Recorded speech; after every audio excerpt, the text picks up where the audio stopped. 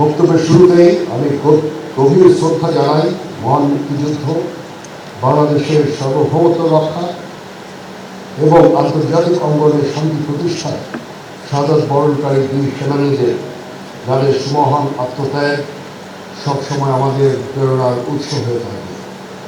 আমি তাদের রুহের মাত্রাগত কামনা করি।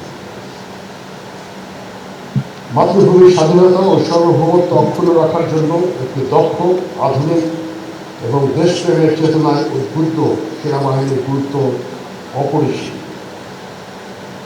এই সেনাবাহিনীর নেতৃত্বের দায়িত্ব মূলত অফিসারগণের উপরেই বর্তায়।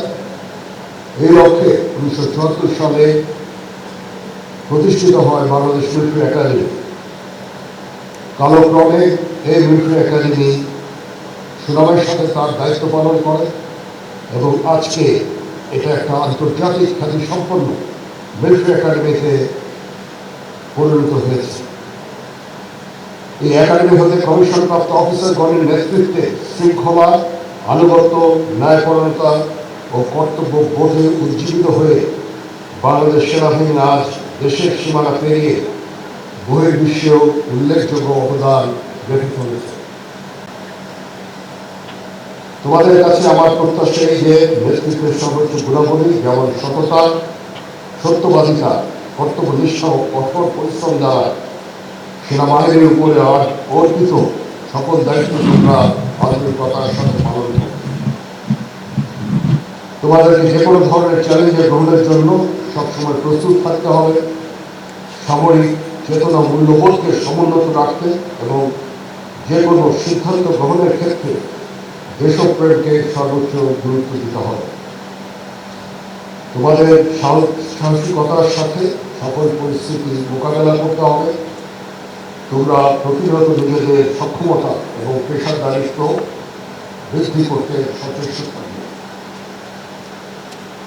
প্রশিক্ষণ সমাপ্তকারী অফিসার ক্যাডেটবৃন্দ, সেনাবাহিনীর দীর্ঘদিনের ঐতিহ্য, রীতিনীতি, সুনিয়ন্ত্রিত জীবন পদ্ধতি এবং রেগুলেটেড লাইফকে তোমরা মনে প্রাণে গ্রহণ করে সর্বদা নিজেদের শারীরিক ও মানসিক প্রস্তুতি বজায় রাখবে।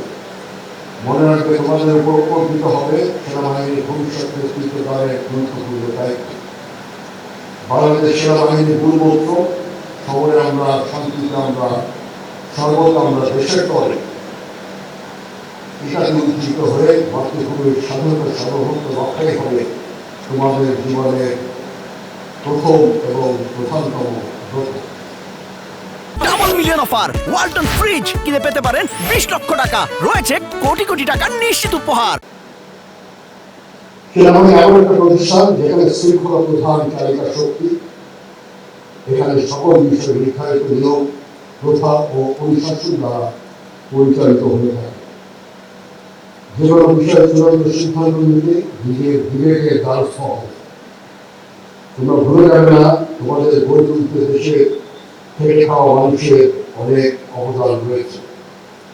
মনে রাখবে সামরিক জীবনে ধর্মীয় মূল্যবোধের চর্চা ও ধর্মীয় অনুশাসন মেনে চলার গুরুত্ব অপরিসীম, যার মাধ্যমে একজন সেনা সদস্য কর্মক্ষেত্রে নিজেকে আদর্শবান, মর্যাদাবান ও উন্নত চরিত্রের অধিকারী হিসাবে গড়ে তুলতে সক্ষম হয়। প্রিয় ক্যাডেটবৃন্দ, মনে রাখবে তোমরা প্রশিক্ষণ শেষে দ্রুত জীবনে পদার্পণ করছো, সেখানে তোমাদের দায়িত্ব কর্তব্য অনেক বেশি। তোমরা অধীনস্থদের প্রতি সহানুভূতিশীল হবে এবং তাদের ভালো মন্দের প্রতি খেয়াল রাখবে। সর্বদা অধীনস্থদের সুপ্রশিক্ষিত করে গড়ে তুলবে এবং তাদের সামনে নিজেকে উদাহরণস্বরূপ উপস্থাপন করবে। তোমাদের প্রশিক্ষণের দক্ষতা বৃদ্ধির জন্য সর্বদা সচেষ্ট থাকবে, তাহলেই তোমরা কর্মক্ষেত্রে সফল হতে পারবে। উপস্থিত প্রশিক্ষণার্থীদের